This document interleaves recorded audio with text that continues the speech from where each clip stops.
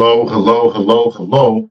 Let me know how I sound here because I have to talk through my headphones here. So let me know how the sound is. I do appreciate you guys. I am at my cousin's house and it is, I'm having some technical difficulties. So please let me know how the sound is. And yes, make sure you hit the like button on your way. And thank you so much for joining the show. I do appreciate it, do appreciate it, do appreciate it. So it should be a good one here. Sounds fine. Okay, very good. Thank you. I appreciate that. All right, so let's greet some people here. I was watching another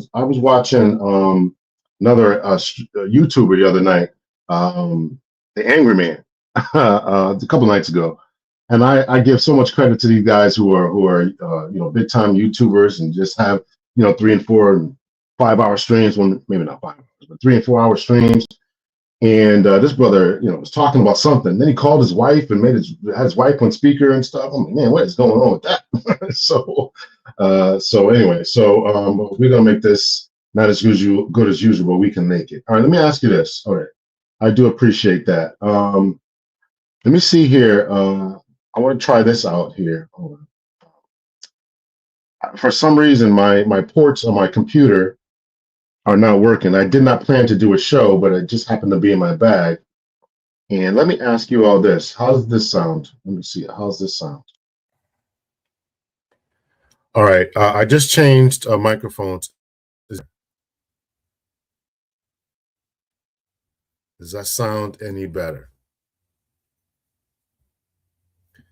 Does that sound any better? How is the sound now? Does it sound any better? Somebody let me know. That sounds better. Okay. Okay, very good. Okay, very good. Yes. Okay, very good. Okay, we'll do that then. Okay, cool. All right. I gotta turn the fan on here. Hold on a second here. Because it is hot.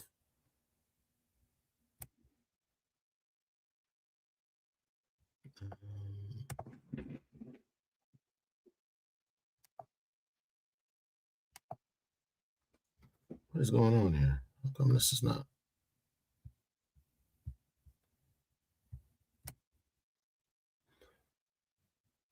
All right, hold on a second here.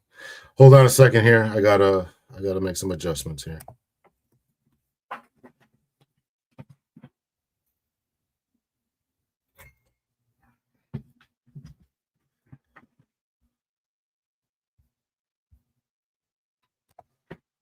Okay. Let's greet some people here. Thank you guys so much. I had to turn the fan on in here. All right. Let's see. Way better. Okay, very good, very good. All right. Out of sight, out of mind. Hello to you from the NC. From NC. Let's see. Good evening, Dr. Ellen Chat. From Rhonda. Appreciate you. Miss Plum. Miss Plum, I see you stay on this YouTube streets. All right. Y'all hit the like button. That's from Rhonda. Y'all make sure you hit the like button. Let's see here. Hi Vibe, thank you so much for joining. Appreciate you. All right, let's see. Y'all greeting each other. Y'all are so friendly. So friendly. I appreciate that. That coach threw it away for some basic Uchi. He'll probably never be in that situation again. I was just having a conversation with my cousin. She actually wanted to join. We're at her brother's house. She and I are at her brother's house. Also my cousin. And we were just talking about this case, and I think he may be all right. In a couple of years, he might have to start from the bottom again. But we'll get into that. Sounds better. Very good. Way better. Okay. All right. So I want to, as I do, start off with some warm-up videos here. So first one is, let me see if I can Instagram here. Warm-up video to get us going here. Oh, I wanted to play just talking about black men and people standing up for the black man and all this kind of stuff, right? Let's put on Stacey Abrams. We'll put on Stacey Abrams here. Also share audio tab. And this is Stacey Abrams do want to bring up, and to me, I feel like this is something, not to point fingers or the blame, because I feel like when you divide, obviously that's when you conquer, right? But a big part of the people that I know was not going for Kamala, let's just talk about that whole situation. It wasn't us. It wasn't the Black women that wasn't going out and voting. Honestly, I spoke to a lot of Black men, and they were not going out to vote. Statistics tell us that most Black men that voted did vote for Kamala. Exactly. Well, I'm talking about people like now on radio. I have a lot of people that call in, and they made it very, very clear that they were never going to vote for Kamala ever, is what they said. They said they'd take anyone over her. So I will say this. So having experienced this myself, I can speak from a place of both power and information. Okay. Sexism is absolutely real in every community.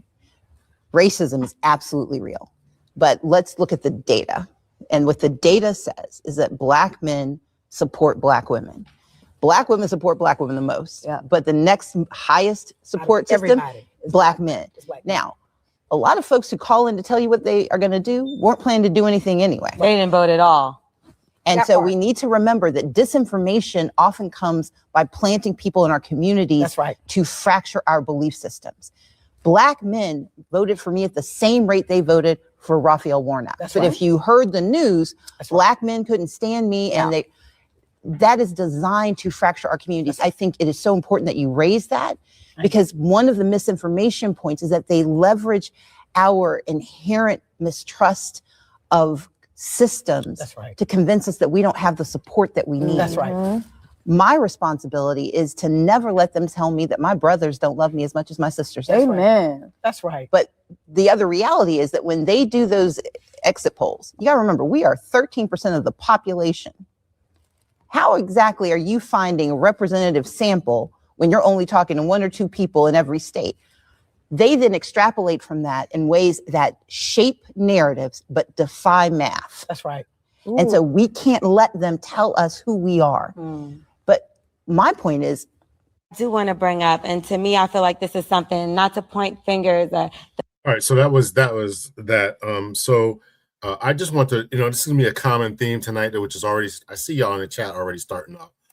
So it's gonna be a common theme about Black men, who they vote for, who they date, who they love, how they love. And I appreciate Stacey Abrams, because I know a lot of brothers in this particular space have, kind of had it out for her. So, and of course, I forget the other lady's name with the green or pink hair, or whatever it was.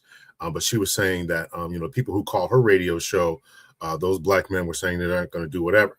It's not a representative sample. And when it comes down to actually voting, then they vote, what's in, I think, what would be in their best interest. And a lot of times, as she mentioned, they voted for the same measure or same stats as they did for Raphael Warnock.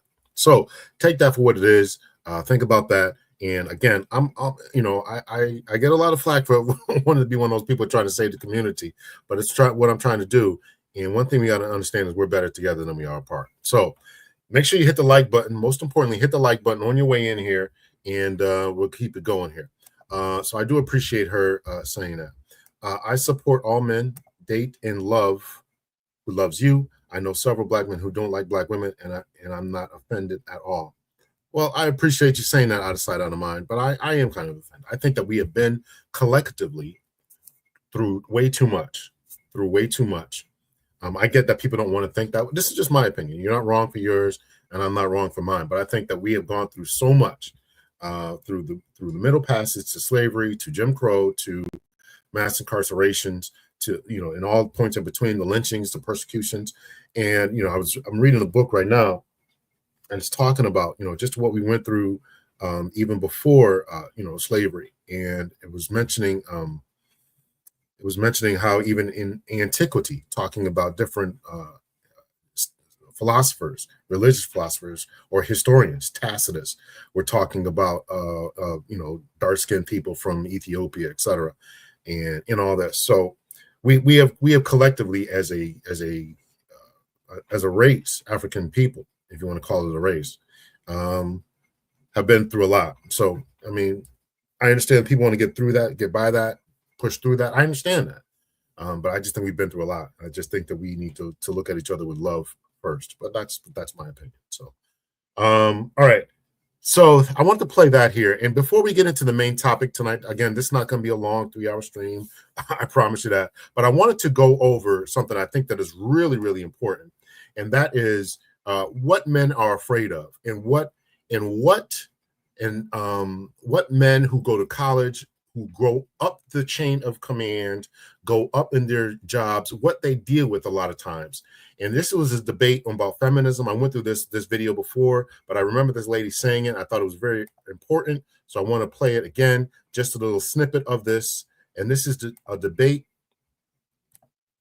of feminist women versus non-feminist women. This comes from the Diary of the CEO. We're just going to play a little bit of this so we can get a feel and flavor for what men should be fearful of. We talk about the Shannon Sharps, and we talk about all these different people. We're going to talk about what they should be fearful of as they're moving in the world, right? .com/Stephen. I'm excited for you. I am. Manosphere talk.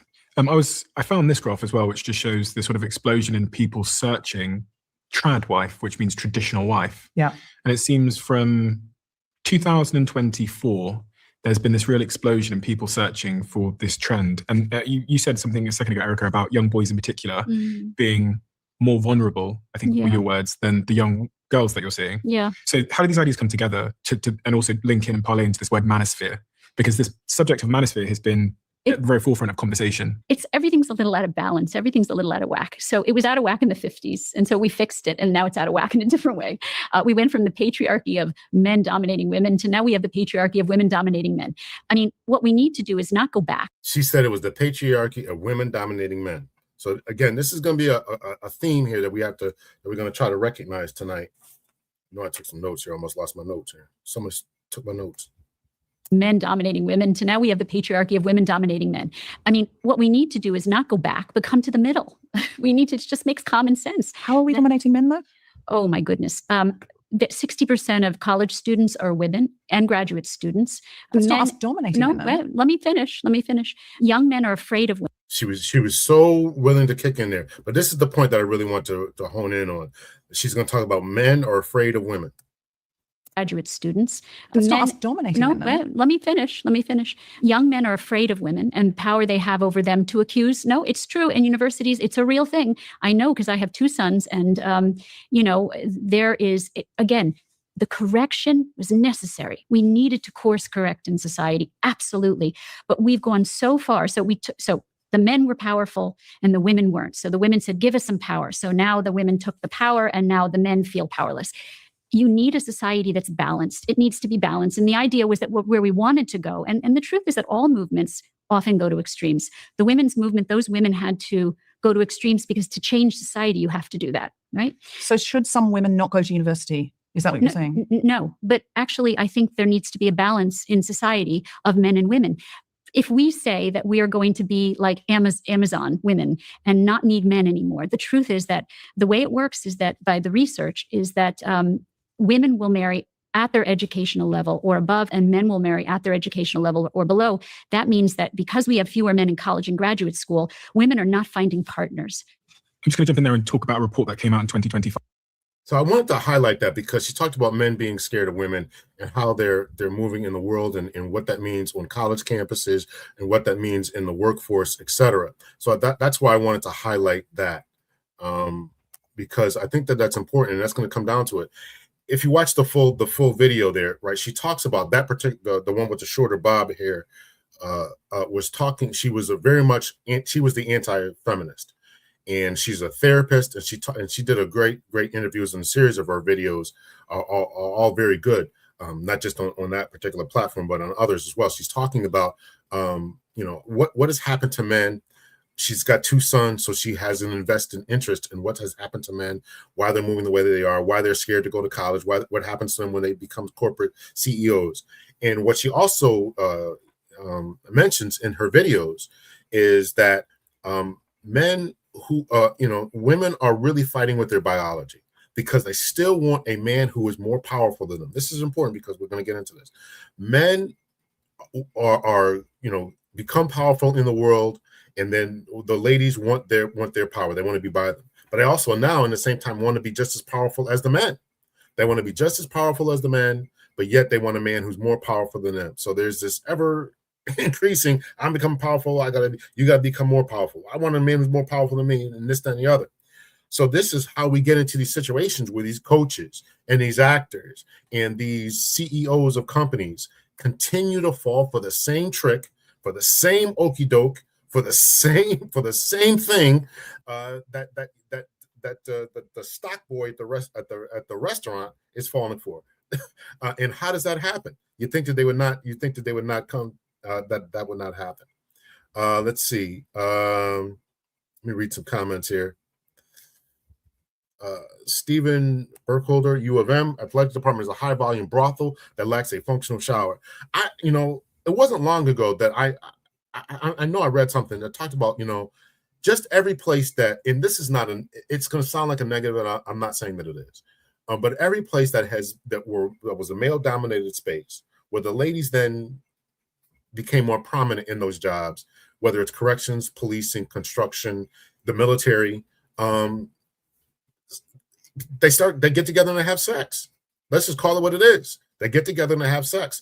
And I'm sure that goes on with the you got these high-powered, high testosterone men in the U of M athletic department, whether it's the boys basketball, whether it's the baseball team, whether it's the track team, whatever. You got these men, and everybody's in peak physical condition, and they want to screw like rabbits. And of course, the ladies are looking for these guys because they're all superior athletes, tall, dark, handsome, all this kind of stuff. And who are the ladies going to go after? But when you go after those type of men, and here's where I'm going to get a little controversial as we go on. When you go after those type of men, there has to be a consequence. The men are paying the price and the consequence. The men are paying the price and the consequence, and that's what we got to get men to understand. We wanted equality. Again, one of the video I just played. We wanted equality. You want to be equal, but then at certain times you want to be treated with kid gloves, and it doesn't want to be equal. Well, we want to be equal in power, but then when you sleep on me or sleep with me and mess me over in some way, well, then now I'm an innocent victim, and I am the prey. And this is the problem that I have as a man who has raised sons, who has had to have these types of talks and conversations. And when I was a supervisor going through different things, I had to be very, very mindful about how I treated my subordinates who were females, right? I had to be incredibly respectful, very circumspect, very cautious how I dealt with them. And so this is the things that guys are not being taught and not being told. So we got people entering into these different worlds, getting high-powered degrees and advancements and coaching positions and whatever. And then next thing you know, they end up messing it all up because they can't keep their thing in their pants, which is terrible. Michael Malice, what's up? What up? Y'all hit the like button. Appreciate y'all. Not the gaslighting lady in the red dress coat. That lady is so passive aggressive towards women. She's passive aggressive towards women. Yes, she is. She was I had to watch the whole thing just to find that clip again. Well, I watched it. It's like a minute. It's like an hour in. So I had to watch the whole thing again to find that particular clip that I want to play. But yeah, she was not happy. And the lady called her out, which I didn't catch before the first time that I watched it. She later on in the clip, I think it was later on, she talks about, a lot of feminists, the lady with the short bob was saying a lot of feminists have really suffered trauma, have really been through something. And that's what turns them into being feminists. And I thought that was, they didn't have positive male role models in their life, husbands, fathers, stepfathers, uncles, etc. And that turned them into feminists. I really want to make that connection. I want to make that connection because everything that is a connection is not a causation, right? We talk about this in academia, like kind of speak, right? Everything that is, every phenomenon that you see may be a correlation, but not a causation, right? One thing may not lead to another. But when I hear these ladies talking about, there's no good men out there, and there's no good men out there, and where all the good men at, and all men are dogs, all men cheat, and this, that, and the other. We know that they're dealing with a certain type of man. We know that. And so they take that and then they create this heuristic in their mind and think that all men are like that. All men are dogs. All men are this. All men are that. and it's not fair to all men. It's not fair to think like that. So, what's up, October? Appreciate you joining. All right, so let's dig into this a little bit here. Let's see. I did take some notes here.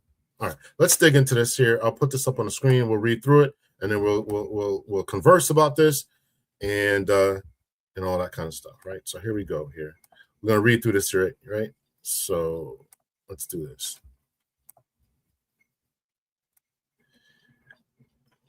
Fired Michigan coach Sherron Moore charged. You guys can see this, right? Yeah. Charged with 3 crimes.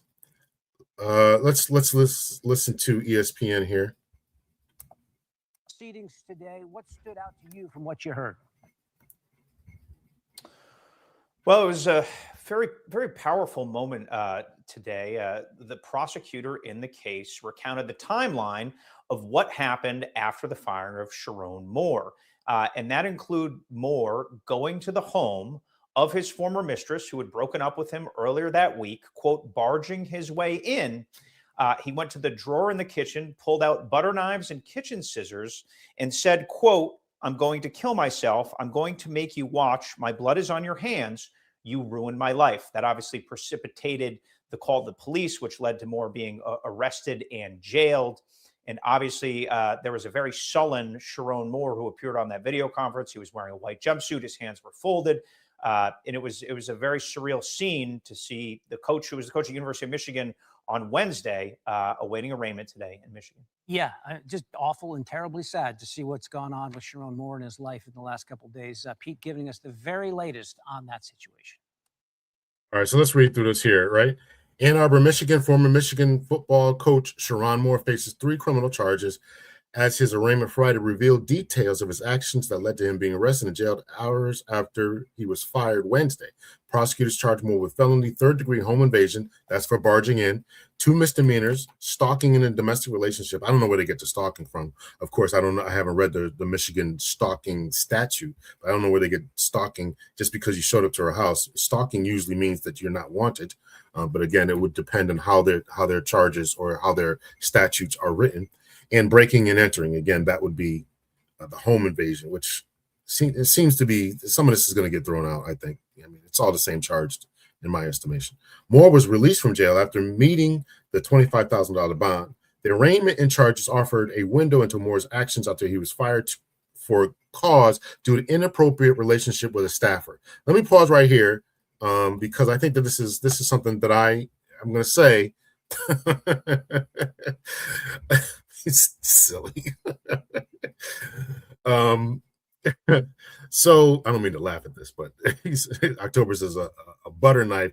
He clearly wasn't serious. Well, he grabbed the scissors too, so don't forget about that. Y'all hit the like button. All right. So what I wanted to make clear about this. Let's see if I can change this here. What I want to make clear about this is this thing that I got up on the stage here, presented or highlighted, inappropriate relationship with a staffer. And here's what I'm going to say that I completely do not disagree with. I completely disagree with when you're in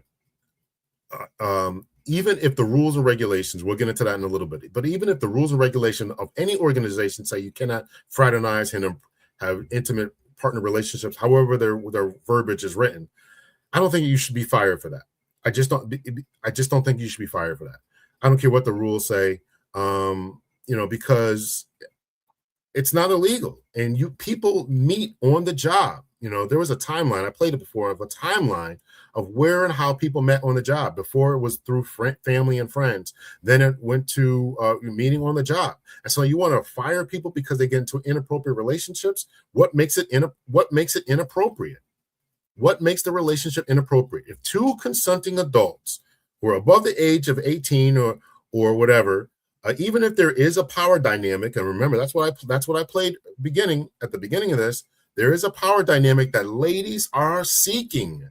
Most women want a man who is more powerful than them, more socially adept than them, who is higher than them, makes more than them, taller than them.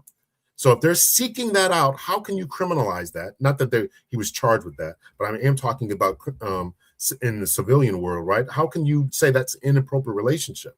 The only reason that they're saying that this is an inappropriate relationship is because they don't want to face any type of lawsuits. And the lawsuits come from stalking charges, sexual harassment charges. And I agree with sexual harassment charges, right? If you, as a woman, if you're at work, you don't go to work to get hit on if it's unwanted, right? Here's all the things, right?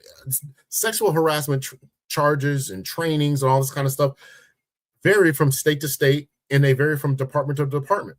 So in my department, you all know, if you guys follow me, I live in Connecticut, so I was a police officer in Connecticut. State of Connecticut, any supervisor in any place, if you are a formal supervisor, you have to go through supervisor training, which includes sexual harassment training. Everyone. If you're classified as a supervisor, you have to go through some type of supervisor training. So I'm sitting through. So every 2 years, you had to get re-upped on it, right? So as a supervisor in the police department, I had to go through sexual harassment training, right? How to recognize it, what to do about it, who to call, HR. If nobody contacts your HR, you got to call the state of Connecticut Commission on Human Rights or whatever it was, right? So there was all of these different type of steps to make sure that people in the workplace felt fine and comfortable. No problem. The only problem I have with that is they were, in my estimation, a lot of other people's estimation, they were going above and beyond for the ladies,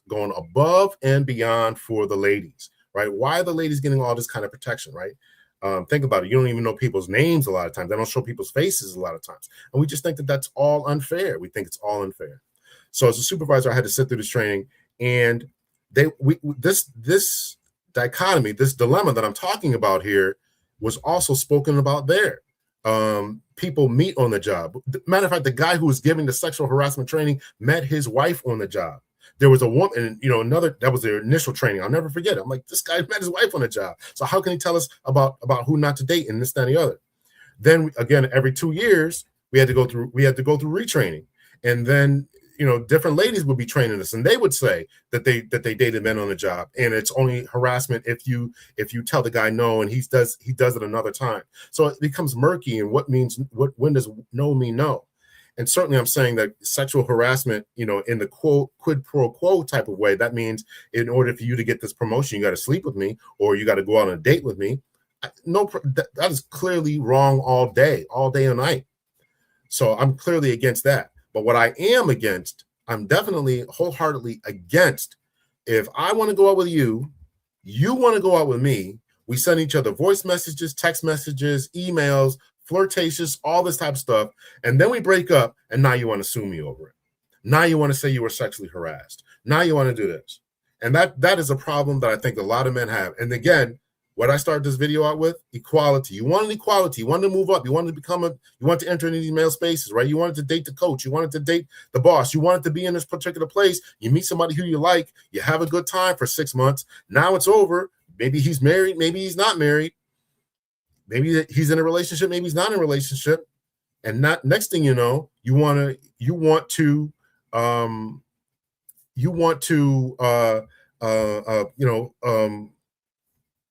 file charges against them. Now you want millions of dollars from the company because they didn't protect me. Now you're a damsel in distress.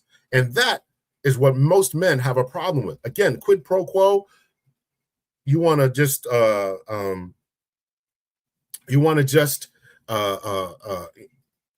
in order for you to move up the ranks, move up, get a job, get a promotion, get a special assignment. Now I got to sleep with you. We all get that. We all get that. So sensitivity training. Let me go through some of these comments here. All right, let's see here. Let's see.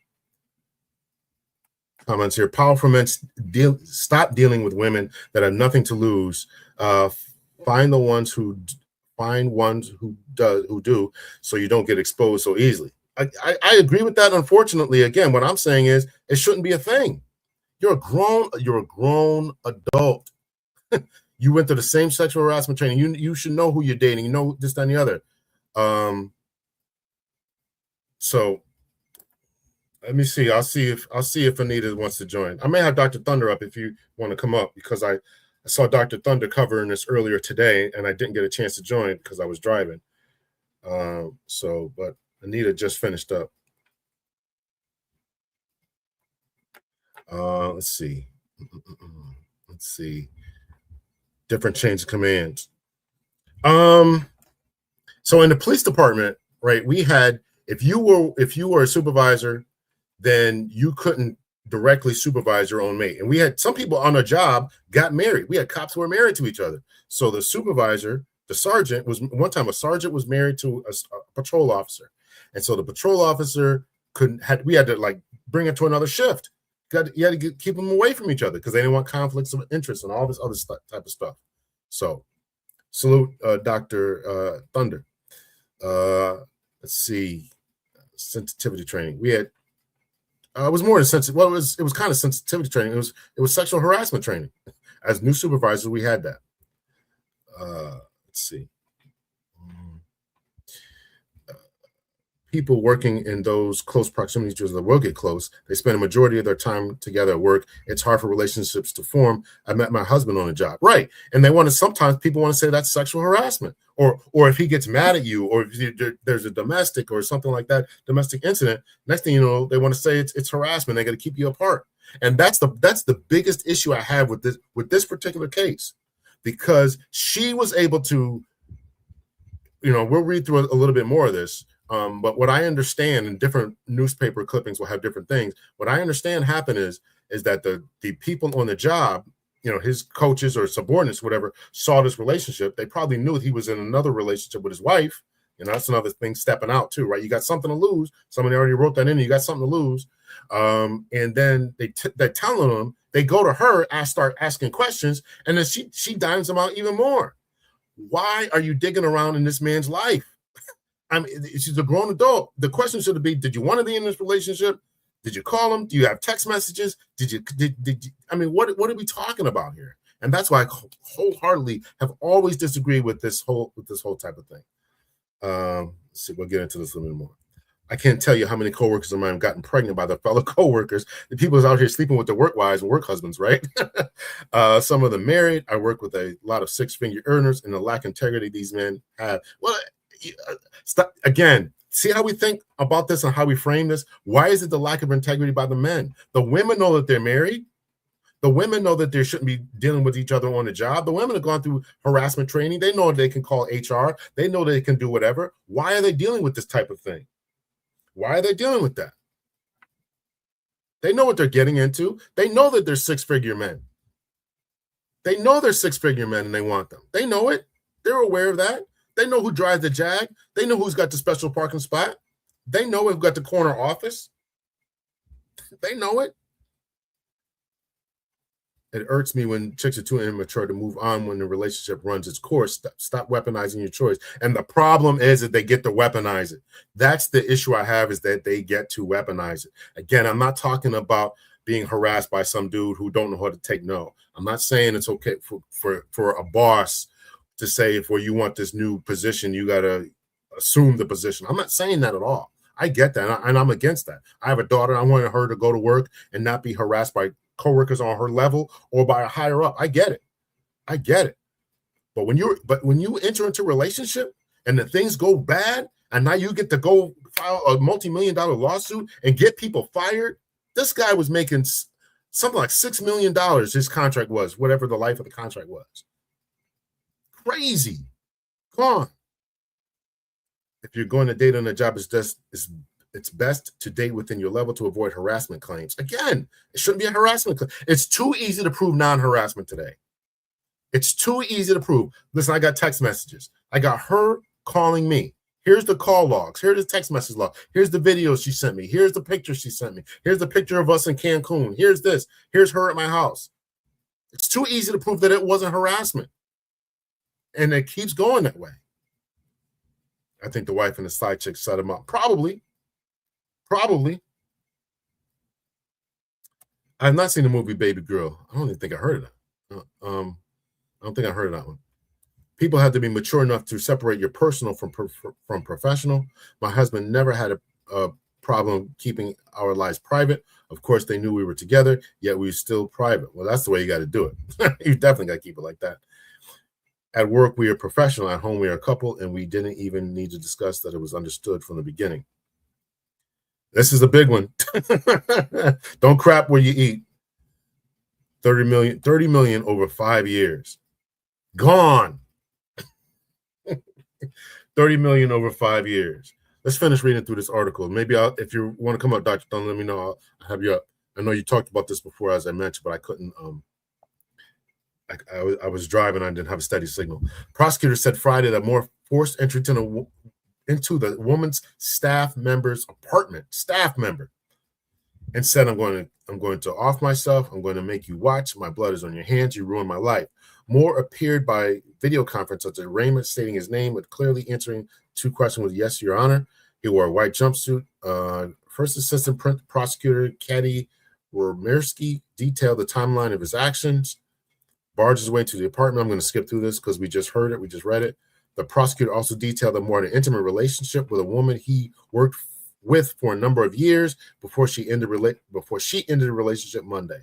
Nobody believes that. I don't believe that anyway.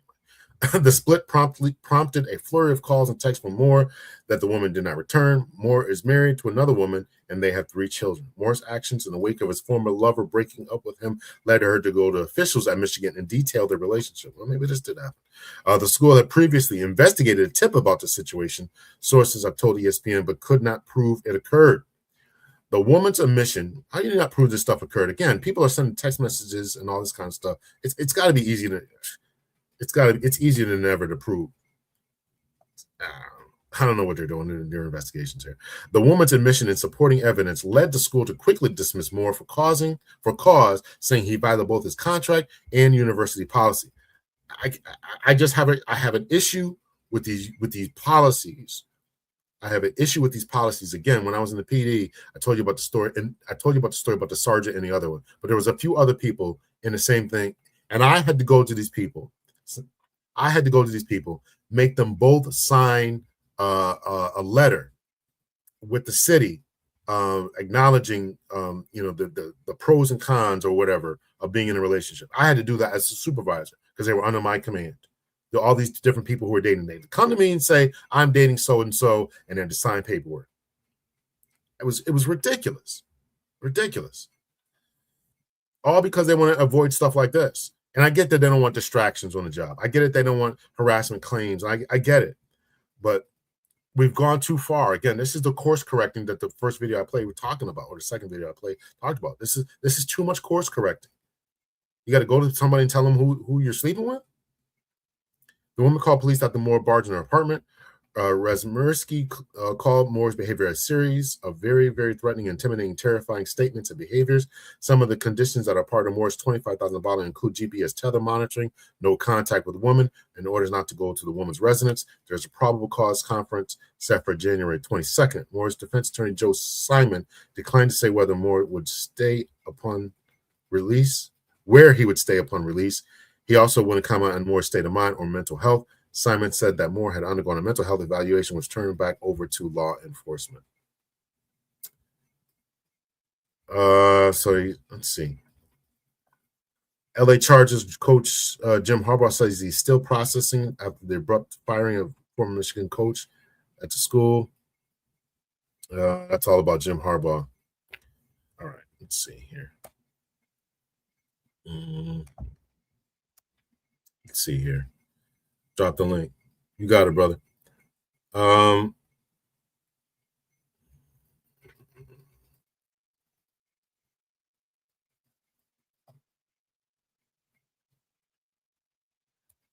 Appreciate you. Love my kids. 7483. Did they check the toaster? That's why he had a butter knife. He's gonna stick it in there? Is that what he's gonna do? Basically, flipped roles. Powerful woman dates a male staffer. Huge scandal ensues. Yeah. Let me drop this link for you, brother.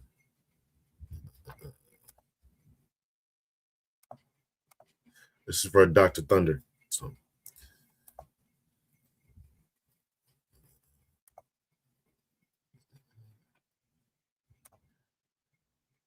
make sure you guys hit the like button there.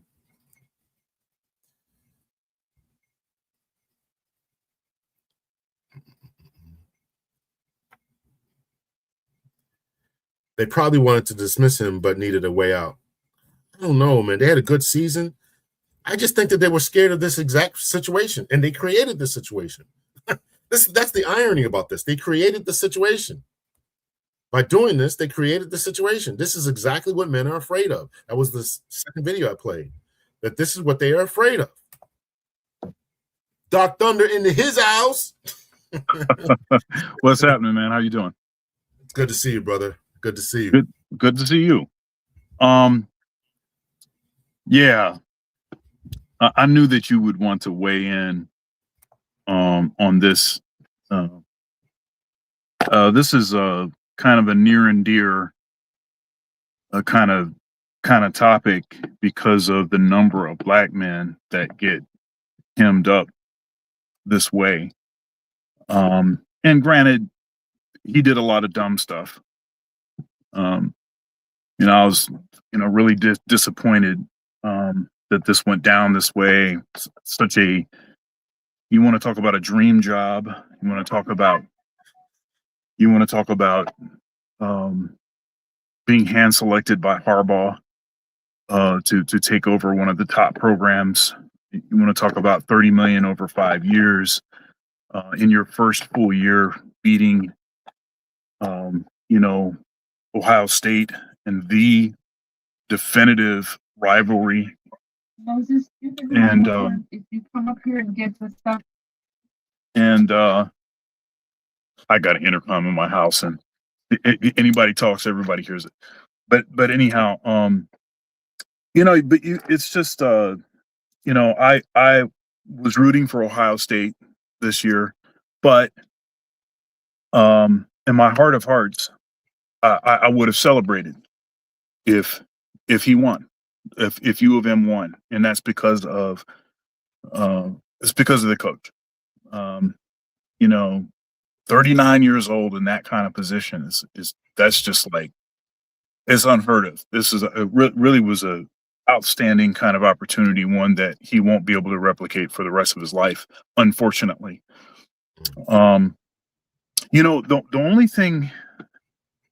only thing that I see happening that could reverse this total calamity and utter crash out would be if this is a false allegation. And although the university knew something was going on for a while, they knew before the big game. And it's my assessment that if he had won that game, they would have seen this differently. But so say, for instance, maybe this dude was not having an affair. Say all of this stuff is just made up. Maybe she developed feelings for him, and she wants in. He says no. We're going to keep this professional. She gets upset about it, and so then she goes and she says whatever she says to whoever, and then the crash out is him understanding that he's a Black man in America, and there's not really anything that he can do to recover from this if he did the crime or not. That's the only scenario that I see even possible with the details that I know. But I don't think that's what happened, of course. I think it's overwhelming that they were just having an affair. It turns out that it may be, and all of this is allegedly, it turns out that it may be that the woman's father, the girl's father, after knowing that they were having this affair for this period of time, said this is enough. And he went and told somebody because she was not willing to say anything. She was keeping her mouth shut. But the father went and said, no, this is what's going on. Okay. That's what's being part of what's being said. And I think that was the thing where they had to do something. They had to make a call. They had to get him out of there because it was going to be egg on everybody's face. It was going to be very obvious that they had done something wrong. Now, I still think it's obvious that they did wrong. there's rumors that started circulating around June or July that there was stuff going on, and it's very possible that they knew as early as June or July. Certainly, they knew by October, early October. But he's winning, and let's see if he can beat Ohio State again. Seems like he had the formula to beat Ohio State. Let's wait and see what happens there, and then we can make a decision. I think that's what actually happened, and I think you'd be surprised at how many scandals get ignored if a coach is winning. If you're winning out, look, either ball out or fall out. That's it. If you ball out, you straight. But otherwise, all the skeletons are coming out. Right. Right. So High Vibe saying sign paperwork that states they're in consensual relationship. So we had to do that under PD. I don't know if you probably heard what I was saying about that. We had to. I was a supervisor. I had to go to people. It's an incredibly uncomfortable situation. Right? I got two people standing in front of me. Listen, you guys are doing whatever you're doing. You got to tell me about it. And then I got to sign paperwork, and then forward up the chain of command to our HR and all that. So we had to do that because we wanted to avoid this type of thing, this embarrassment, this allegations of harassment, allegations of the city didn't do anything, right? And you work at a big time university, and did you all have to do any type of training? I'm sure that they probably talked to you guys about not messing with students. Tell us about how that goes. So it's interesting. So actually, there's no, it's frowned upon, but there's no actual policy in the books that says if a faculty member is having a relationship with a student, that means that, they're out of here. Now, but the problem with it and what makes it so risky is you don't know what a student's going to do.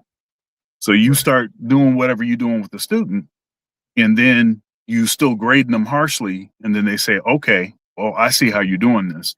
And then they go and, say X, Y, and Z, and I never felt comfortable with this and blah, blah, blah. And then of course, that's going to be, trouble. But there is a card. Yeah, but there is a policy that says if you are having a relationship with a student, then you need to tell that what's going on so that they can assign someone else to assign grades to the student so that it doesn't look like either the student is getting an easy pass or whatever. It's a different dynamic, I think, with teachers and graduate students. That's a different sort of thing than undergraduate students, right? But largely you're talking about all adults.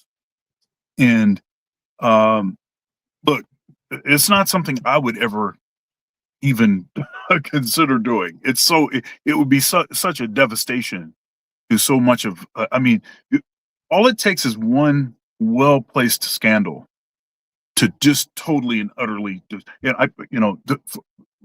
totally and utterly destroy me. And all the different things that I do, all the associations, all the networks that I've developed, the kind of reputation, the way that I represent myself, it would just be utterly destructive. Been a church musician for most of my life. A lot of circles that I run in, it would just be utterly destructive. And you don't crap where you eat.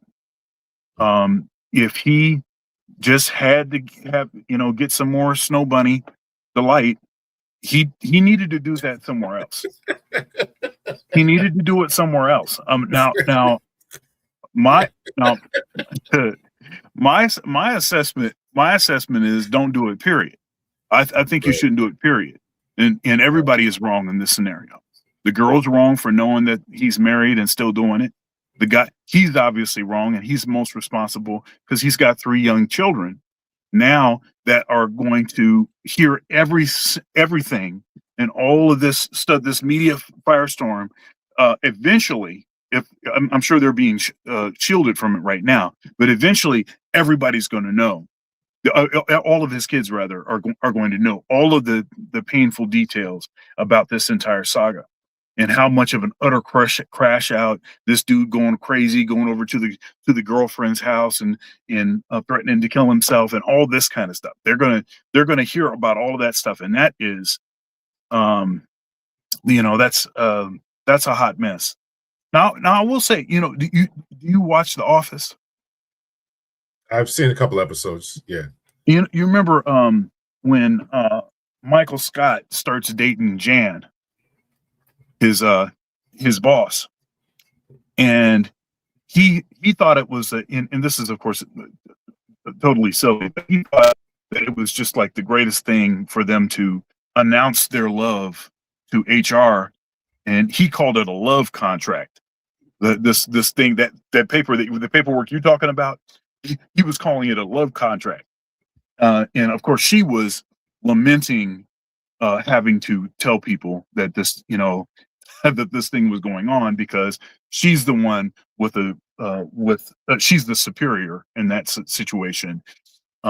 He is supervised by her, and then also I think she was just embarrassed about being with Michael Scott, right? Which throughout the relationship reveals itself more and more. But yeah, I think that I think that these universities have these policies, especially in big times, because of big time sports and these huge scandals that have happened. And it's kind of forced them to have these sort of no nonsense kind of policies. My issue with it is that they're not consistent with it. Right. Okay. They're not consistent with it. And in the case of Mel Tucker, and part of the details about that case are a little hazy. But as far as I understand, the woman that he was having this affair with, that he claimed, that she claimed that he harassed her. That this woman, apparently, she was receiving funds from the university to do these events at different places, as part of some sort of harassment awareness thing, or I can't remember with the thing, but it was some sort of sexual harassment awareness kind of presentations that she was doing, and he invited her a number of times, and the university was paying her. Now, what they tried to do is they tried to smuggle it in under the she's an employee of the institution, and then therefore you're inferior, and then therefore now we can get you on this same policy that they got Sherron Moore on. Okay, but technically it wasn't the case because she was actually she was like a freelance employee. She was just being paid lump sums, not W-2. She was not a W-2 employee. She was a contractor, an independent contractor. In the rules are not the same for independent contractors. So that was there was some greasy stuff that they did to actually sort of take advantage of of some gray area to get him initially. But yeah, it's a hot mess. That movie that I was telling you about in the chat is called Baby Girl, and it's Nicole Kidman is the main actor, and she's a high-powered CEO at a company, and she's having an affair. She's married. She's got kids. She's having an affair with a young male staffer, and then she crashes out. She starts crashing out because she sees him like with a couple other girls, or being flirty with another girl, another one of the staffers like this, and so she starts to crash out, and then there's a series of events that lead to everything being totally exposed, and then they had to end up paying off this this male staffer, and then of course her husband finds out.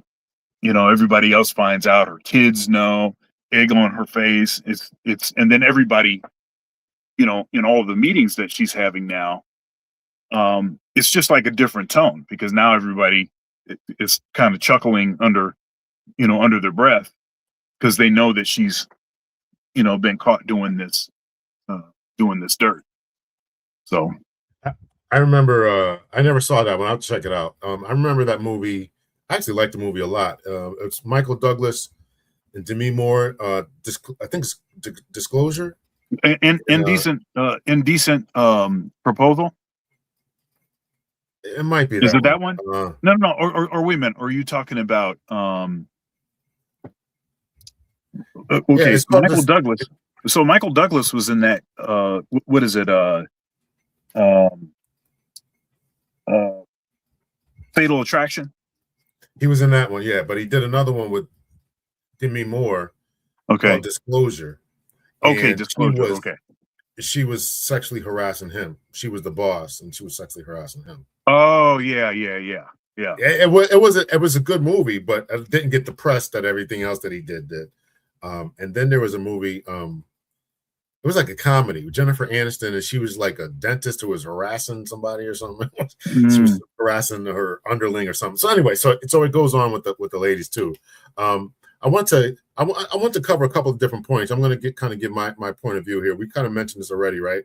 About knowing the rules of your organization, and just kind of playing the game, And this is what a lot of these guys are not recognizing, that they need to play the game. I know you were, when I was watching a little bit of your show earlier today, they were talking about Ime Udoka, and they were talking about, my cousin was just talking about Tiger Woods' situation, right? And you got to watch, you got to watch, and they try to bring in Shannon Sharp. I don't think that Shannon Sharp was the same thing, but I do think you got to, as powerful men, when you get these positions, as you mentioned, in 5 years making $30 million, that don't come every day. No. and so now you literally piss it all away because you can't stop chasing the snow bunny, the chocolate bunny, whatever it is. You can't stop doing that, right? And then of course we get the infidelity piece, and this is one thing that Kevin Samuels is to talk about. When they want to be able to trust guys who are married. That's why we advocated for guys to get married, because it would help your career. But these guys are getting married and it's still doing something. That's right. Still doing stupid stuff, 100%. 100%. Let me say thank you to a couple. Actually, love my kids. 7483 says, did they check the toasters where the butter knife was? And he's another $5 says, so many people tell how they met. We met at work. Very common. Yeah, it's very common to meet at work, and this is what I always had a problem with, when they tell people, when they make these people sign contracts, and this is what you were alluding to, when it's selectively enforced, right? Because they know people are good. That's why even I, for a little bit of time, when I finished my degree, they gave me a job. I took a job as the program chair of the MBA, and I said, I can't do this on campus stuff. I got to stay home. So I was only there for a little bit, but there was, I was also surprised at that, because we didn't have a policy about not sleeping with the students. I didn't. Anybody's asking, but it was just weird to me. It's just weird to me, like all this onboarding stuff. And I'm like looking through the paperwork, like there's no policy about this. So it was just, it is. But there was policies about, date inter coworker fraternization and all that kind of stuff. But there was nothing explicit about, no mess with the student. I don't know if they just thought it was, you would just know better or what, but it was a curious thing there. Look, you gotta have D discipline. You have to, you gotta be able to, look, all the years I've worked in churches, in academia, 0 scandals, 0 impropriety, 0 questions, 0 times being called into somebody's office to ask about something. And there's a few reasons. There's a few ways to protect yourself. One thing is, if a young lady is attractive to you or not. Okay, so if she is attractive to you, then now what you have to do is you have to protect yourself, right? So now, generally speaking, you want to protect yourself anyway. So stuff like having your door open when you're meeting with students, implementing, the Mike Pence rule, stuff like that. For a period of time, I was videoing every single lesson that I was teaching, one-on-one interactions with students, particularly the female students. I'm telling you, there's a suite of things that you can do to have a look of innocence. And I know that this is flimsy, and I know it sounds terrible, but one of your best defenses when this kind of stuff, if anybody ever was to make an allegation against me, people wouldn't believe it. Like most folks that I know wouldn't believe it, because there's never been any scenario where that's been the kind of thing. But in a situation like this guy, and let me tell you, there's a lot of people that haven't done anything and have had allegations made and it screwed their life up. So knock on wood. I'm not saying that I'm anything special, but what I'm saying is, at least at first glance, people are not going to believe certain things if there's nothing that they can find on the surface. There's nothing that they can find from asking people, from looking at anybody's records or anything that would even suggest that this is the kind of person that would do this kind of thing. But with Moore, this dude is, on his Instagram, he's following big booty Latinas and, a bunch of young, white, college age white girls with their butt out, Instagram models, Instagram baddies, and OnlyFans models. Okay, so that's a problem. And also, this guy had I was watching a video and they were detailing this sort of parade of the same kind of looking woman. Apparently, that is his type, that he was taking out to dates and doing all kinds of stuff with on campus. Right. I'm saying, look, and this executive assistant to the head football coach, that's the woman's title. That you're attracted to this woman. Matter of fact, he kept promoting this woman in the system. They had both been there for a long time. They knew each other for a long time, and he kept promoting her. And so then now she's up to making like $90,000 a year as the executive assistant to the head football coach. He knew that she was his type. That's why he put her there. Right? So that's the kind of stuff, having discipline, that's the kind of stuff you have to know thyself, and then you have to not do the things that you think are going to be, are going to be a problem. It's a problem. That's why he should have chosen somebody that was not his type. Somebody that was, I don't know, grossly disfigured or something. You got to pick somebody. You got to protect yourself. And this was not the way to protect yourself. Somebody that had, that was fit, probably fit, feminine, probably smiling and stuff, probably poking him in the side and stuff like that, they're probably playing, hanging out and playing around and stuff. That's no, man. You can't do that. October is a little mad at us. He said, I was waiting for one of y'all to say he should have been doing the period. I think we are saying that, but if you're going to do it, you got to be smarter about it. I mean, you presumably had read the contract of what was in there. And if you want to have, your fetish and, if the situation at home is not, working, why would you have her underneath you? I would you know, that just, you know, date someone who's, or have her work somewhere else. You know, you go up and now she's going up. I mean, you're setting yourself up because you know your contract, and that's not learning and understanding how to play the game. But of course, I think we're both saying, you know, full-throatedly, you know, don't do it. Stand by your vows and all that. If you know, 100%. This is despicable. This is devastating to his wife, devastating to his family, devastating to his kids. You know, personally destructive on a number of levels.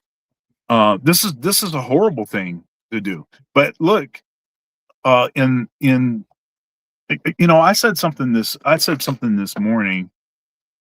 Often we give, I think we think that athletes, like pro athletes, you know, college athletes, and then those that sort of went from, you know, college athlete, you know, at being an athlete to being a coach, this kind of, we think of them as being some kind of like ladies' men. You know, they've had a lot of experience with women, you know, always in control of their faculties. They, you know, what do folks talk about in RP? You know, in a abundance. You know, they're not just taking anything, but they, you know, they can be choosy because, hey, been there, done that before. Like this, composed around the ladies, like this. This is the way I think we think of them.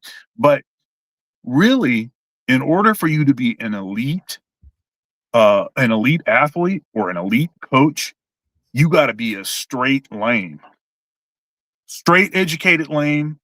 All you deal with is plays. All you deal with is, you know, working on, you know, working out, you know, film study, doing all this kind of stuff, locking yourself in, you know, in the library. I mean, so they're just as much nerds, geeks, didn't have any experience with ladies, educated lames, no swag, basically had opportunities because women were in their proximity and women would offer themselves to them. And so they actually, it's not even like they even really have game because they didn't really have to go get women, right? Women came and got them, right? And so that's what his behavior communicates to me, is that he was just basically dating people that were within his proximity, whoever was within his circle. And he had a lot of clout, and now it was easy. It was really easy, just, and the women that were around him responded to him in a certain way, and he couldn't say no. Yeah, that's what happened. That's well said, and I saw it a lot of times on the PD. Right, we get these guys. There was a guy who joined the PD, was a straight Christian, you know, loved Jesus, all that type of stuff. And then I already know where this is going. Go ahead. Then they put him on the midnight shift, and midnight shift 2 a.m. We're breaking up fights and stuff at the bars. All these women, he's a good-looking dude in shape. All these women start flocking to him. You know, the cop groupies. He didn't last very long in that Christian values, and it was unfortunate because he was on his way. I think he was engaged, and it almost ruined his engagement. I think he ended up getting married, but it almost ruined it because he couldn't handle it. So there's a lot of discipline, and you know, that's just being a simple cop, right? You take these multimillionaires, they're constantly beating down your door. And even when you're talking about college athletes, they're there waiting for you. You get back from practice at 8, 9, 10 o'clock at night. They do your homework, and then, you know, like you said, you don't have to have any game. You just crawl into bed, and they're crawling right next to you. So it's not difficult. And when you start to, and you get used to that, and now you're making, you know, the type of money we're talking about, this coach, it doesn't stop. It doesn't stop. I mean, shoot, Bill Belichick is still pulling them in their 20s or whatever. So it doesn't stop, you know. Yeah, you know, and this is interesting. And I'm not I'm not a proponent of tricking. I'm not a proponent of you know, CGAs always talking about going to the JUCO. And now JUCO just means younger women, where there's going to be you have resources and they have a need. And so there can be something that both parties are getting out of this arrangement. And it's not a committed arrangement. It's a very resources for your time and access to whatever happens when I have your time, kind of a thing. And I know what he was saying to this was, look, I know that he's saying, tricking is, you don't want to be, labeled a trick or like this, but that would have been better because he'd still have his job, because he would have been keeping that stuff over there instead of like right in the middle. And, that kind of thing. Now, again, I'm not condoning that, but that is, you can't crap where you eat, man. Oh, goodness. Yeah, that seems to be a major theme. You cannot do that. You cannot do that. There's been some good comments here going, Dr. Thunder, what if I expose every married woman that hit on me? Would they get the treatment? LOL. Yeah, we do know that women are cheating at about the same rate as men when you just count actually physically cheating, like sleeping with somebody. They're cheating at about the same rate these days. But when you count other things that I think, stuff like advertising, like if you're posting pictures on social media and you're posting that because you want men to like them, it seems like advertising. You have a boyfriend, but your boyfriend's not on your platform, but you got a bunch of pictures of you with your butt out, and and men sending you cash apps and stuff like that. Obviously there's a problem there, and a lot of folks would consider that cheating. So if you consider all of the different things and the fact that what they're saying is like 50% of women have a backup plan, they already know who the guy is going to be, and all this kind of stuff. You consider all that stuff cheating, then women cheat a lot more than men do. But just counting the act itself of intercourse, extramarital intercourse or relationship intercourse, then it's about the same now. Right. So I'd like to hear from some of the ladies in here. First of all, y'all hit the like button. We got well over 100 people watching.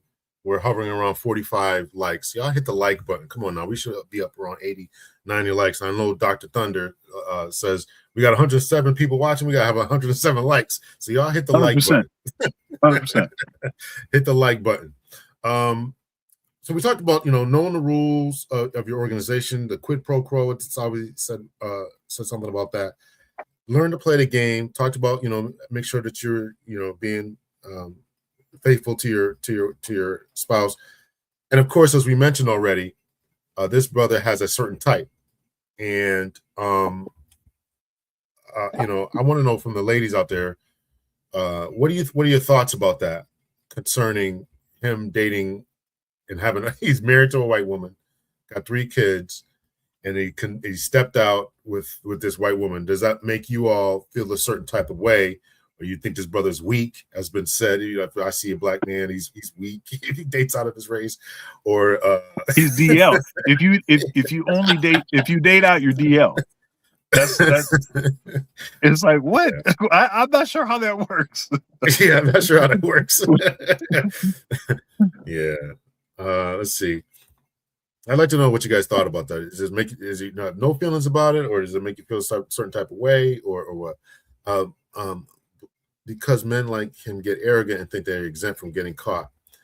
I'm gonna tell you, man, when you're on that testosterone high, those drugs, you do a lot of stupid things.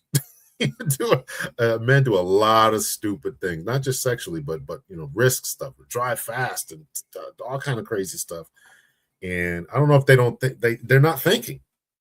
These guys are not thinking, and he's 39. And as we mentioned, I think we pretty much summed it up that he's, in the prime financially, and he's getting access to hundreds, if not thousands, of women walking around campus. Hit on. I mean, look, women probably every football game, every away game, all of the home games. You already know that, but but probably the away games too. He probably got women probably hanging out, just waiting to meet the coach. Oh, I want to meet the coach. Yeah. They want to meet him. All right. They want to meet him. All right. Did the girl he was sleeping with? Did the girl he was sleeping with you know that he was married? Did the girl he was sleeping with know he was married? I'm sure she did. Yeah. So here's one. Yeah. So there's several reasons why we know that he was. Everybody knew he was married. That's not a I mean, this is a major coaching job. Everybody knows your marital status. So, in matter of fact, him being married was probably a factor in him getting the job. Because when you get to a certain level, they want you to be married because they think that that'll be some sort of insulation, some sort of protection. Obviously, in this case, it didn't do anything. But yeah, she knew he was married. Matter of fact, she was the person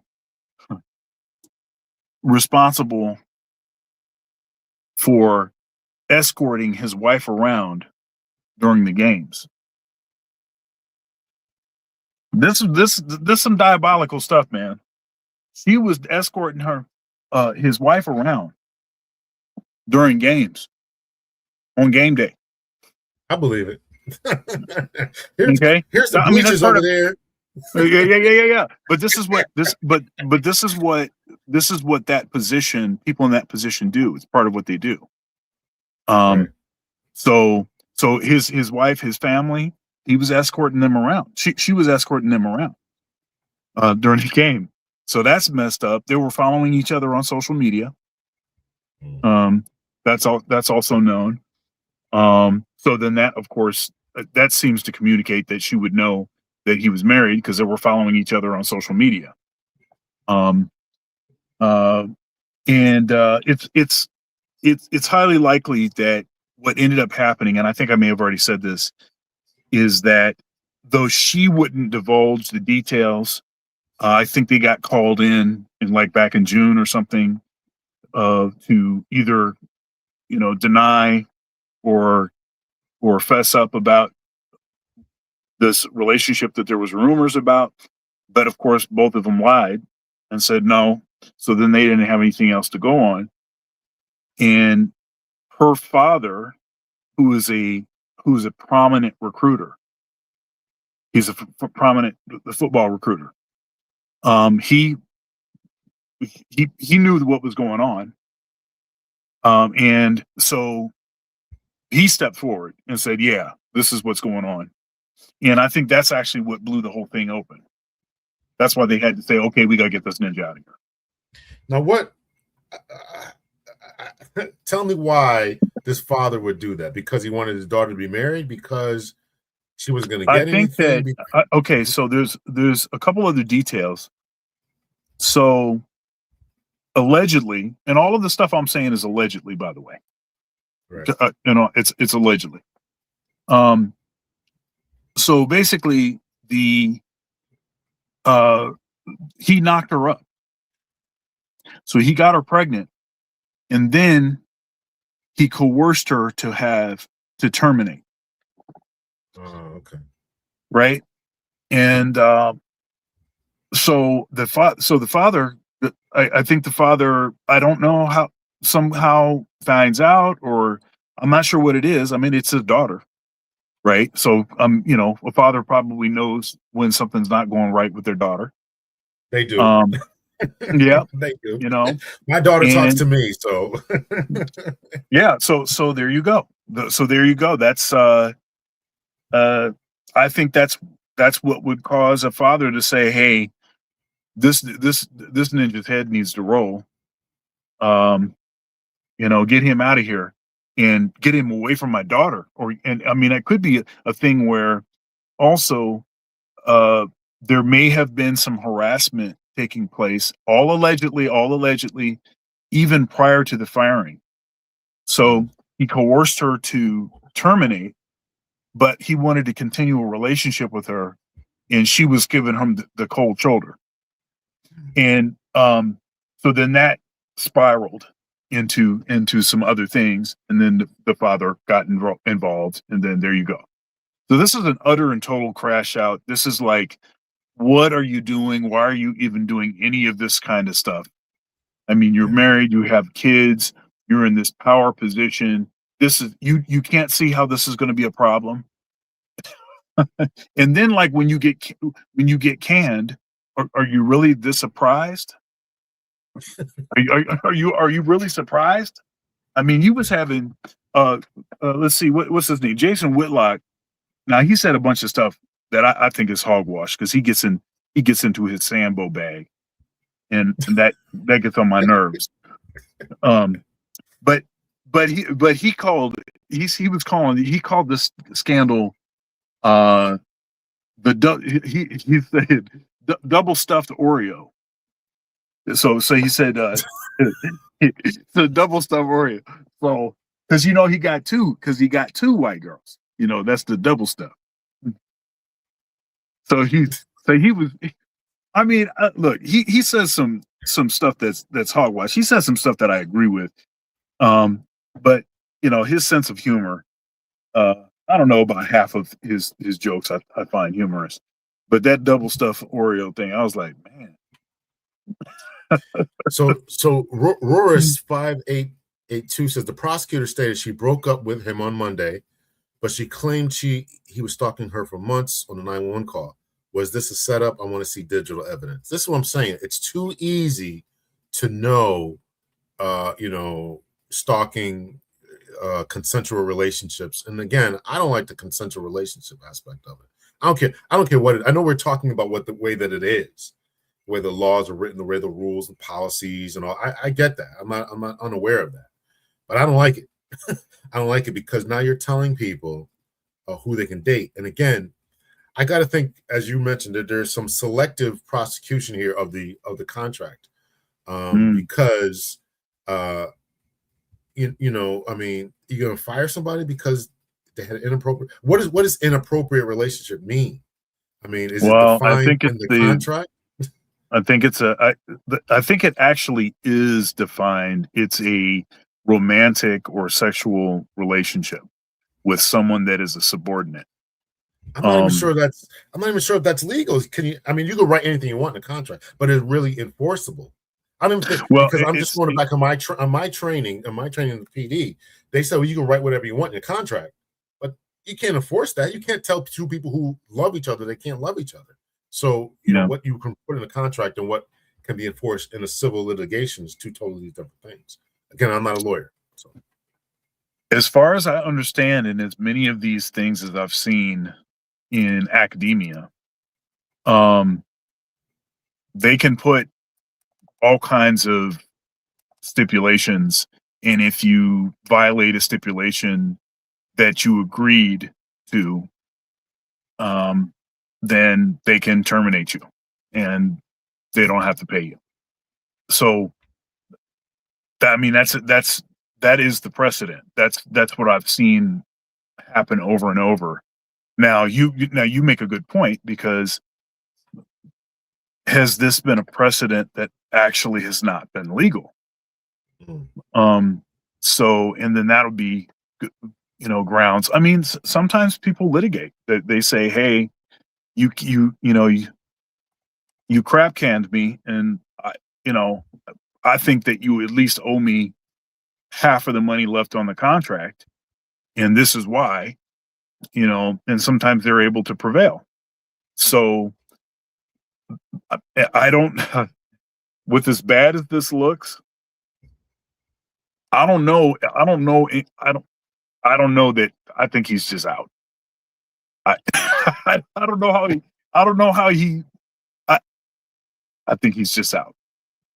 I think he's out too. Don't get me wrong. I definitely think he's out. But if it were me, I would make a phone call or two and be like, listen, you can't Yeah. I don't know. You got to talk to a lawyer and say, listen, let's just say he got paid the first year and now he's owed another 5 or 6 million for next year. Just give me 2 million, I'll go away. Right. I mean, that's probably what I would do because, right. Again, we don't know, so. Yeah. And depending on if his attorney, as far as this business about him being detained, and if they're going to file charges, as far as I understood, they were supposed to do that earlier today. If they were going to file charges, but I haven't seen anything. I haven't seen no updates. But it seems to me that his attorney is going to need to do some kind of, mental stress, what is it? Temporary insanity. He needs some kind of. Yeah, he needs some kind of something like that, I think, to.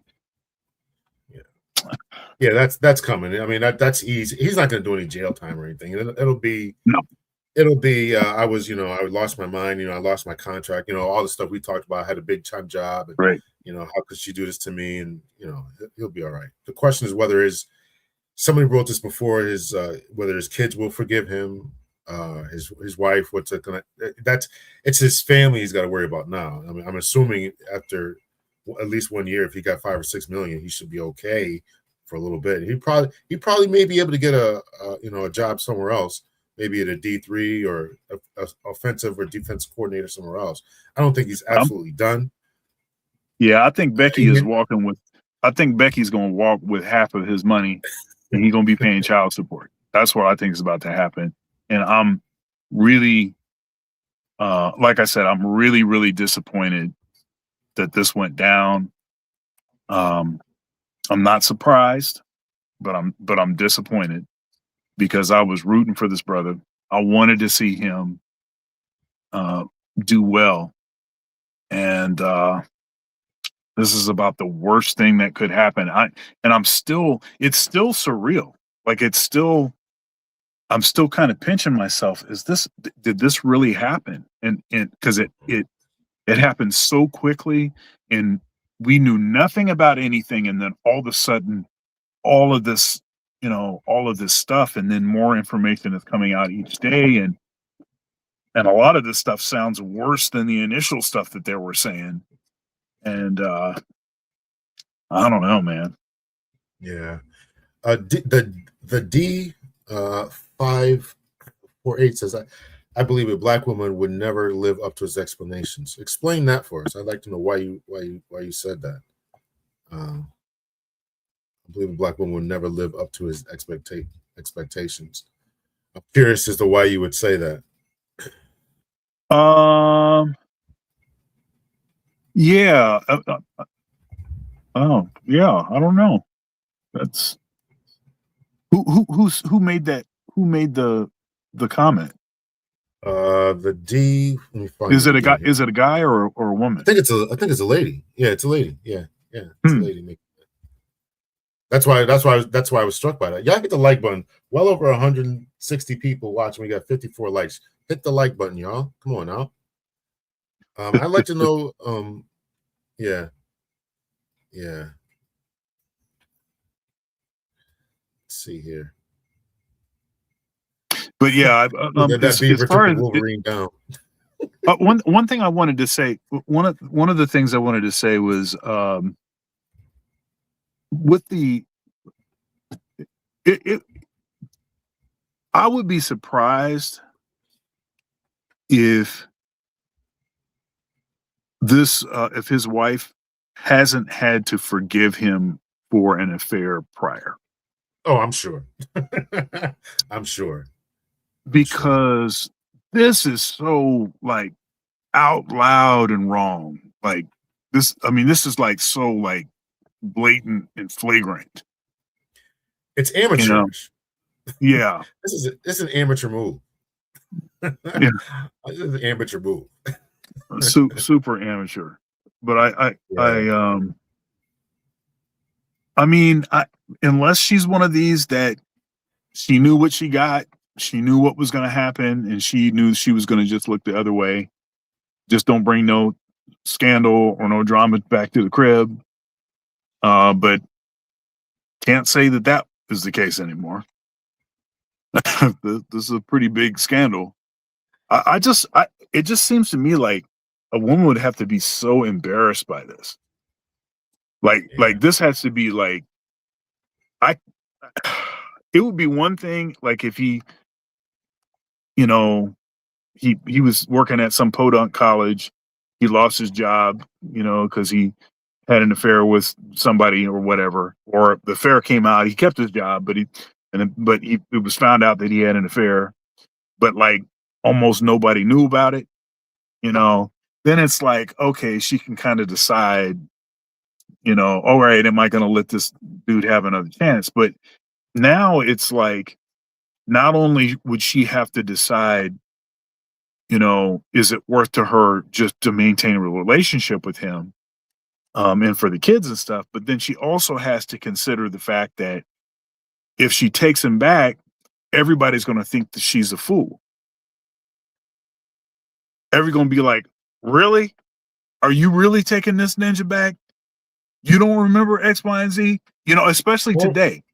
Especially in today's only society. Because he's got the money. Only because he's got money. I mean, because he has money that she can take, I'm saying. Oh, right. okay. Why? I mean, even if it's not, you know, she's not going to walk away with 30 million, but she can walk away with 2 million, live a good life. Or you know, what, I don't know what his net worth is or whatever. He's got to be a millionaire. I mean, he did a bunch of years as the assistant, so whatever. But now it's got to be something. So if he's a podunk D3 college coach making $100,000 a year, she probably wouldn't mind taking him back. You know, where's he going to go? But now he's a multimillionaire. Now you don't have to. You can go on and get yourself a little Chad with your $2 or $3 million. or maybe, I don't know. You know, there's a lot of these women that they lock a ninja down, and then they dry up. If you understand what I mean. Oh yeah. So what if you're in a situation where, you know, she ain't interested, and so he's taking matters into his own hands, and with the spectacular crash out, you know. So I don't know, and I'm not excusing anything. Even under those circumstances, I'm not saying that it's okay, because you have to think about your kids, and you still shouldn't be crapping where you eat, and a long list of other issues with this. But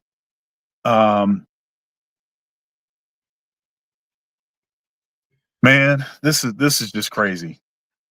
It's definitely really embarrassing, as High Vibe says. Satan uses same old tricks. Yeah, I hit the like button here. Yep. Satan uses the same old tricks. That's right. JC LA Burn says, I was really rooting for him. Turns out he's a tough dog to keep on the porch like Bill Clinton, but he's too emotional and controlling to let things go. Listen, you know, these sports guys are intense. Don't ever believe that. They are intense. You know, they're about what they're about. So intense and not as experienced as you think that they are with the opposite sex.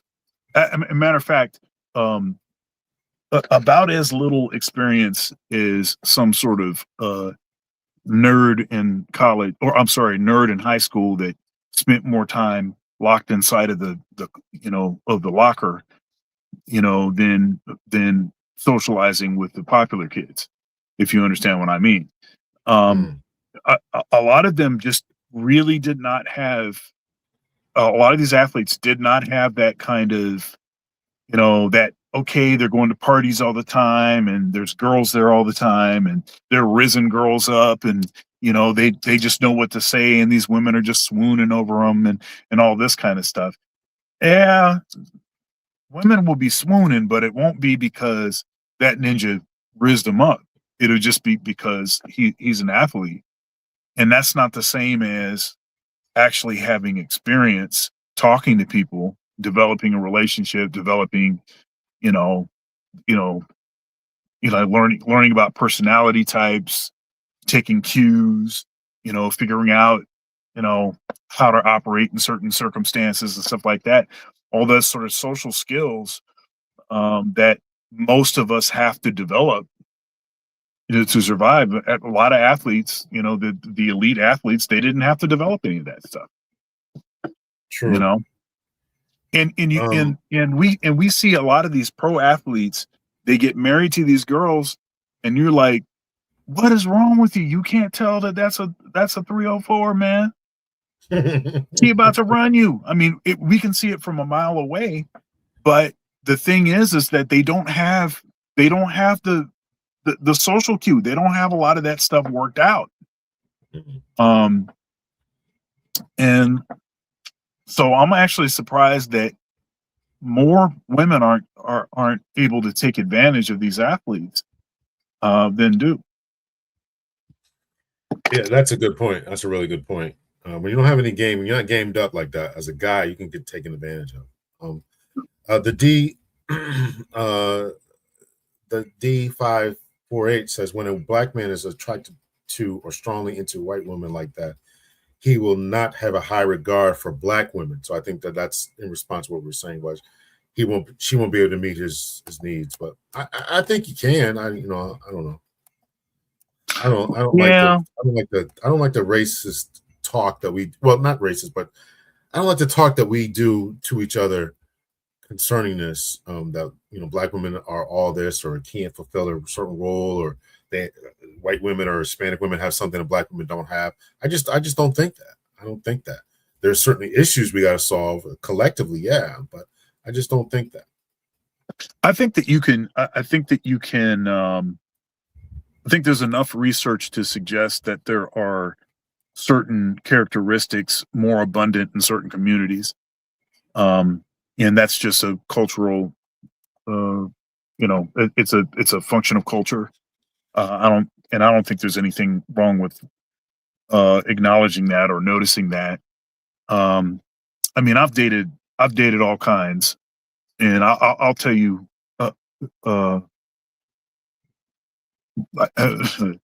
never ratchet. I can't do the ratchet thing. So, my wife is black, but ancient history, I've dated white girls before.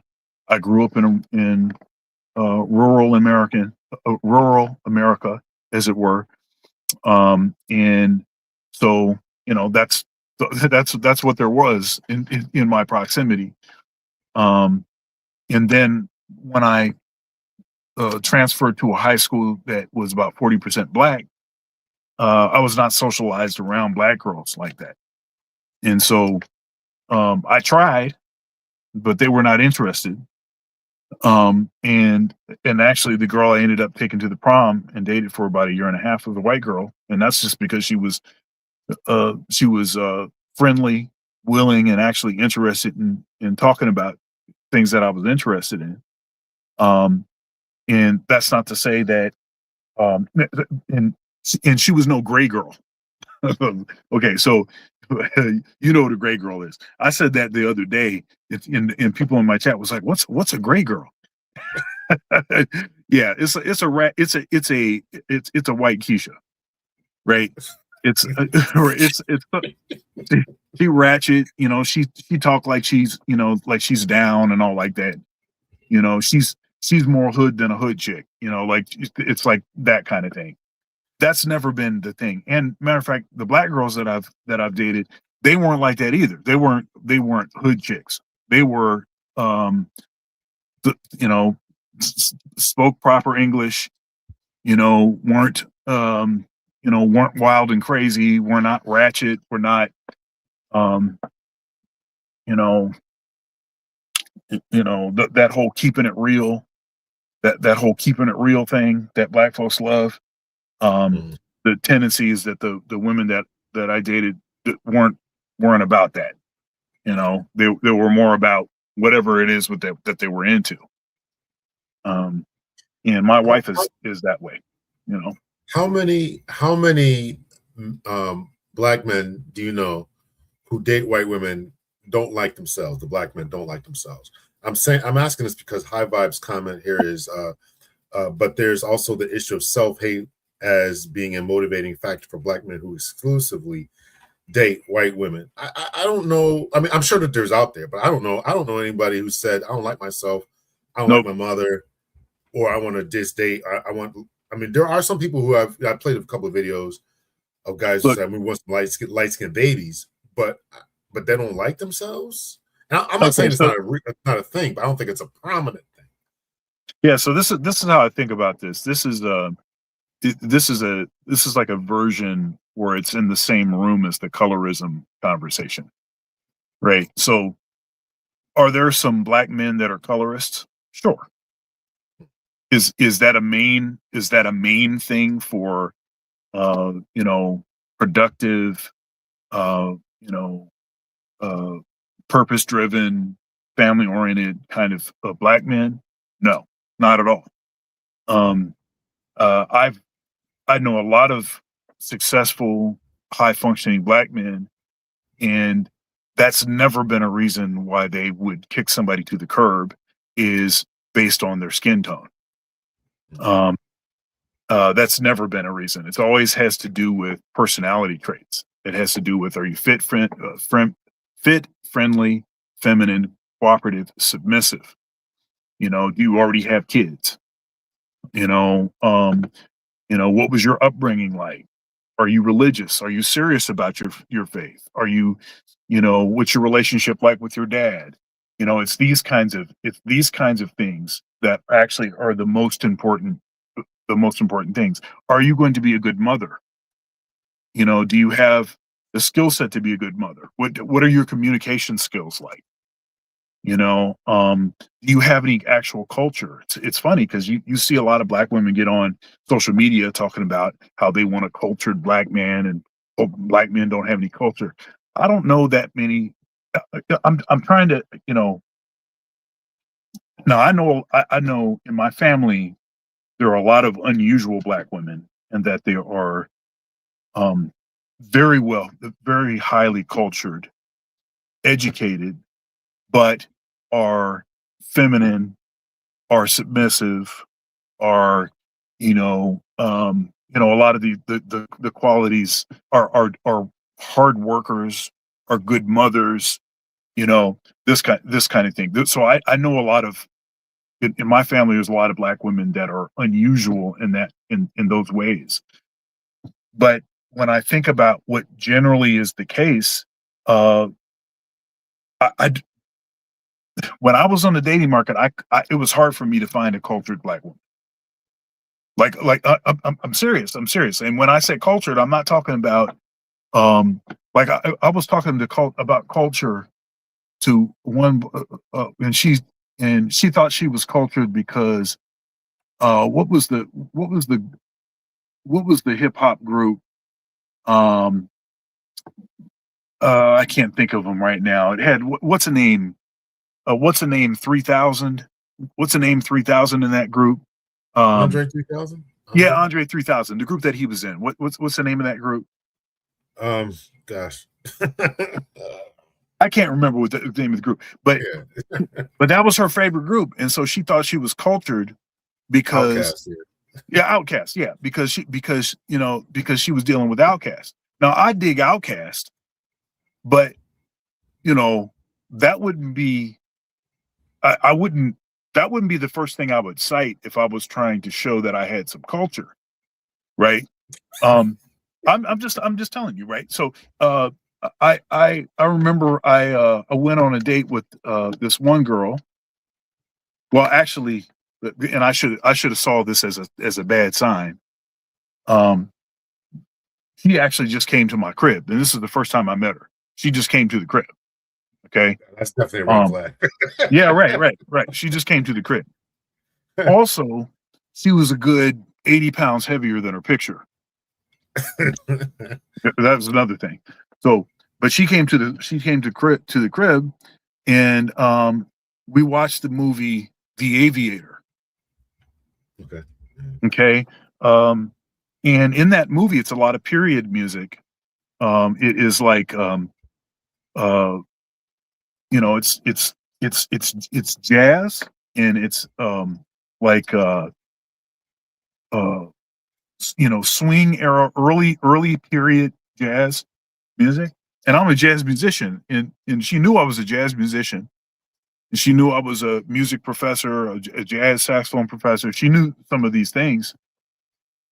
And all she did was complain about how terrible she thought the music was in the movie throughout the whole movie. That's all she did, was just complain. And she was a pharmacy student. And she was ghetto as can be. It was so ghetto. I see a lot of Black women that they use their degree to double down on the ratchetness. It's almost like to justify or to prove it, or something. It's like they still feel like they have to keep it real, so they have to maintain a certain kind of ratchetness because that's who they feel they actually are. And so the whole culture thing is just not. It's not it. It's just a strange thing to hear certain people talk about. They want a cultured man, but when you ask them what do they think culture is, and they say outcast, and then are you serious when you said that? Like, my favorite philosopher is Chris Rock. right, exactly. And look, and I love Outkast and I love Chris Rock, and I think they're brilliant. Both of them are brilliant, but that wouldn't be how I would show that I was, because the implication here, when you say you're cultured, or when you say you're looking for someone that's cultured, is that you're talking about something that is uncommon, so more cultured than usual. So by citing something like Outkast, that's not more than usual. That's everybody. That's what everybody does. That's like popular music, So Yeah. Too many people, too many ladies, and this is, I know we have a little bit of we throw the term Keisha around, but I have defined it as a woman who kind of grew up in the hood, went to school, and still maintains her hood behaviors. 100%. And that's what we're saying is that so your education is not, as I think you and I talked about before, the refining Yep. tool. That refining tool is not working when it comes to this to this point in their lives. If you're not when you encounter new information, if you are not interfacing with it in a way that can create actual change in your personality, change in the things that you value, I think that's problematic, because I take it, you have this like open mind, closed minded, or such and such is open minded, such and such is closed minded. When you say open minded, you say, well, open to what? And say closed, well, closed to what? So I prefer active and passive, right? So the person that's passive minded, they're hearing all this information, and okay, you learned how to take a test, you learn how to tell the professor back what it is that they want to hear, so you can get your grade. That's great, but you didn't actually process the information and weigh it against your previous worldviews. Right. You didn't weigh it against the way that you see the nature of reality, and so it didn't actually adjust anything. So it's passive. Right. It's in one ear and out the other ear. Active is a person that literally processes information that's coming in and allows that information to be transformational. And that's really what college should be. And even more so for people that come from impoverished communities, or in communities where there is a common low level of education, or low knowledge level, college should even more so impact you for the better. But unfortunately, that's not, it doesn't seem to be. It's more of like college is like a status symbol for a lot of folks. And it's like let me go to college so I can prove that I don't need no ninja kind of a thing, as opposed to let me do this because this is the prerequisite to the career that I want. And or I want to actually broaden my mind and I want to be a better person. Oh. Yeah. Jayla Ford is saying you can be educated and be exposed to high culture, but you're not obligated to subscribe to it if you don't care for it. And I think that's becomes the trick. Is I understand those who want to maintain their own Afrocentric culture or thought process, but you still don't have to be ghetto to do that.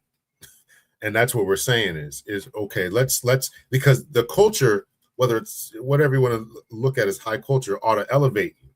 And if you're not being elevated and you're still engaged in lower class behavior, then that becomes a problem, right? I was watching a bunch of Waffle House fights today on YouTube. right. So if you're still engaged, so you can have a degree and all that kind of stuff, and you're still going to Waffle House and getting into fights, then that's a problem. Right. It's a problem that I was watching the fights. I don't know.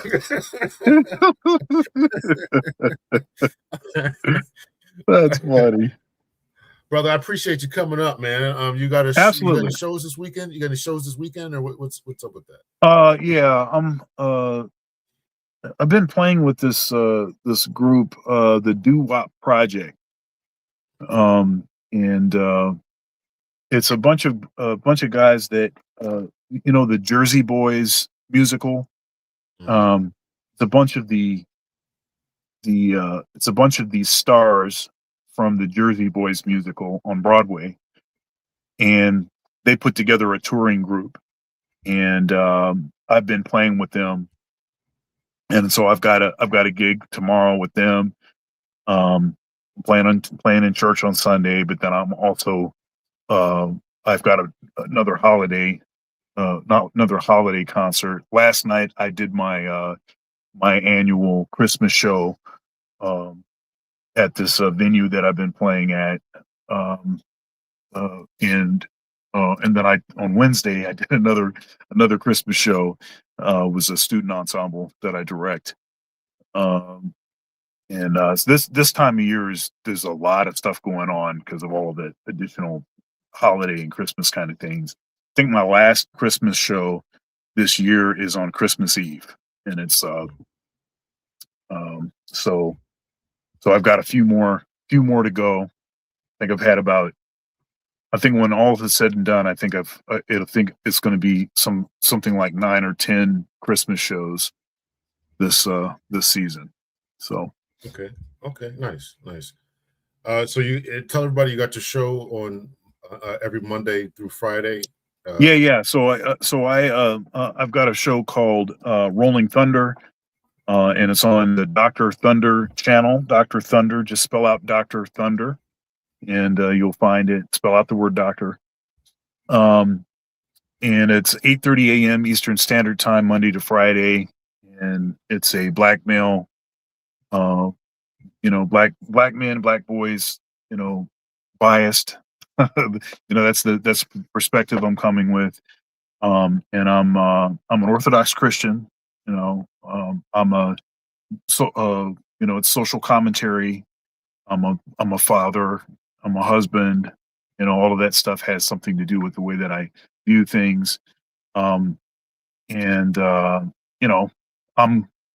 calling out a lot of the debauchery. I'm pointing to a lot of issues that we see in our community. I talk politics, religion, and social in relationship